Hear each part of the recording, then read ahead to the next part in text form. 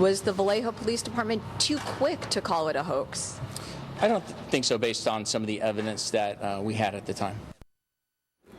Some new information on that bizarre kidnapping case in California, with police refusing now to back off the theory that it was a hoax, even after this suspect was just arrested.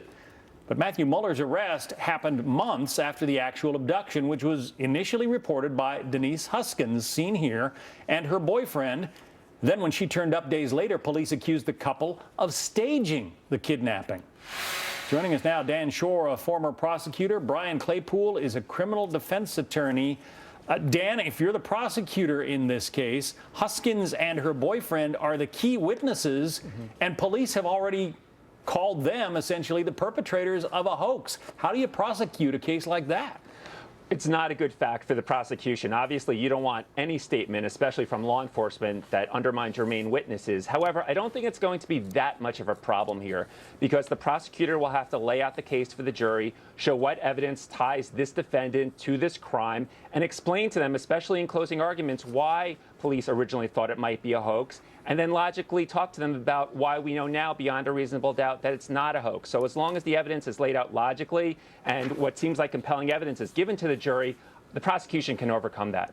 So, Brian, if you're the defense attorney, you must be able to make all kinds of hay with the fact that these two people who were maybe the victims of a crime, that their credibility has been undermined by police.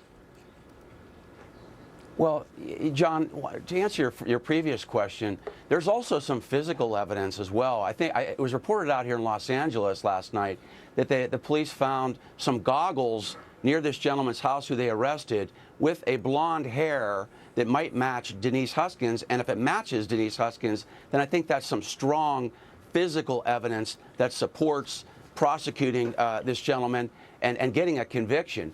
But getting back to your other question, you know, look, any police investigation is going to be ripe with error, and it's a fact that it's hard to criticize an investigation for negligence unless you've got some evidence that the police department did something intentionally or gross recklessness in calling this a hoax. For example, John, is there something in the criminal investigative file that suggests that there really was a suspect in this case, but the police were propagating this hoax theory to possibly lull that suspect to sleep so they could catch him? If that's the case, then Denise Huskins, she may actually have a strong, or she would not have a case against the police department. There were some weird facts here. That's a granted, Dan. The couple was, reportedly taken captive. She was kidnapped, but her boyfriend didn't report the kidnapping for 11 hours.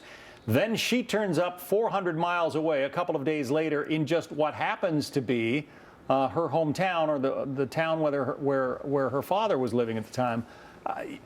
Given all of that, did the police just sort of go with gut instinct and say, oh, there are too many concocted events here for this to be a real kidnapping? It certainly seems like that. You also had the unusual ransom demand of, I believe, $8,500. Yeah.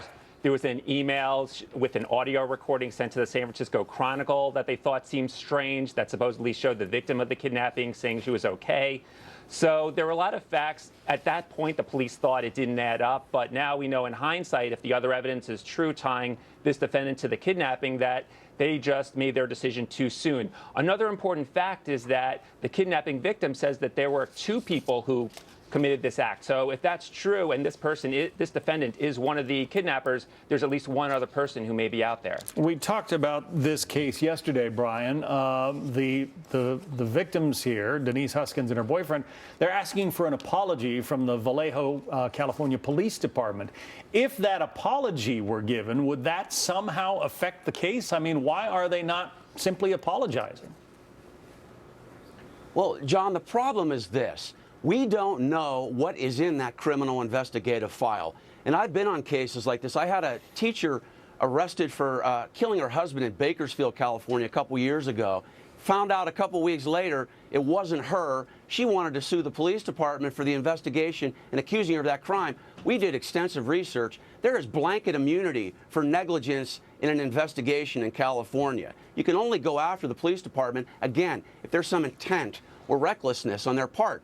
But how do you get that answer, John, unless Huskins files a civil rights lawsuit? I would recommend she does, if she wants to get to the bottom of it. File a lawsuit, then subpoena that investigative file. Without a subpoena, John, without a lawsuit, we're never going to really know what's in that investigative file. Yeah, it's weird. I mean, the FBI is saying this was a real kidnapping. That's what their affidavits say. And the Vallejo police are standing by their claim that it was a hoax. Still to be unraveled, I guess. Brian Claypool, Dan Schorr, thank you both. Thank you.